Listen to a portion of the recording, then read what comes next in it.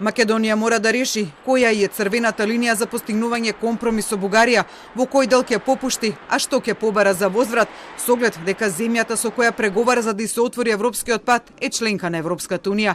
Ова е пораката која денеска на представниците на сите релевантни институции и политички чинители во земјава им ја пренесоа двете представнички на германското МНР, Сабине Штер, директорка за европска политика, и Сузане Шуц, директорка за земјите од Западниот Балкан, кои во Скопје допатуваа од Софија, каде разговарале за закочениот пристапен процес на Македонија и на Албанија.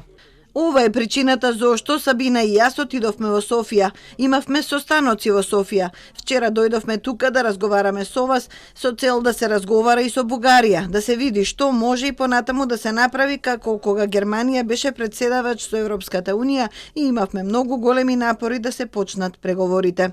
Незината колешка Штер пак беше подиректна во пораката дека некаков компромис мора да има.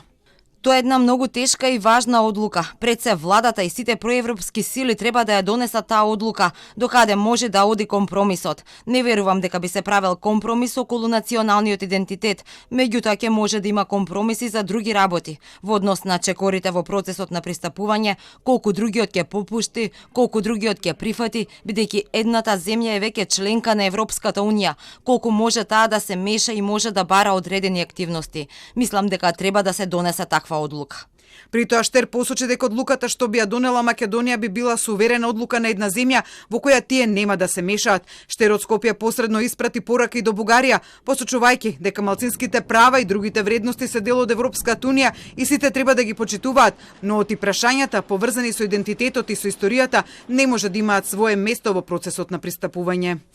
Тоа треба да биде прагматично, да се гледа кон еднината и да се гледа кон прагматичната соработка за взаемна корист. За Штер и Шуц, пристапниот процес не само на Македонија, туку и на целиот Западен Балкан е од стратешки интерес на Европската унија, што инвазијата на Русија врз Украина уште повеќе го засилува, со цел да се спречи мешање на трети страни во регионот. Според нив тоа треба да ја принуди унијата уште порешително да продолжи со проширувањето, но истовремено им порачаа на земјите од Западниот Балкан да решат од чија страна се, на страната на Европската унија или на страната на Русија.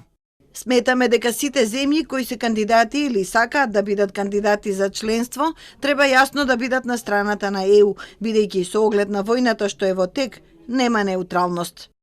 На дебатата организирана од германската амбасада, евроамбасадорот Дейвид Гир фокусот на пристапувањето на земјава па го стави на спроведувањето на реформите, но дека францускиот амбасадор, говорејќи за новиот контекст во кој се најде проширувањето, кое е главно, како што рече за земјава, посочи дека не се прават доволно напори, но ти се надева дека наскоро ќе се најде решение при што секој треба да ја преземе својата одговорност за тоа.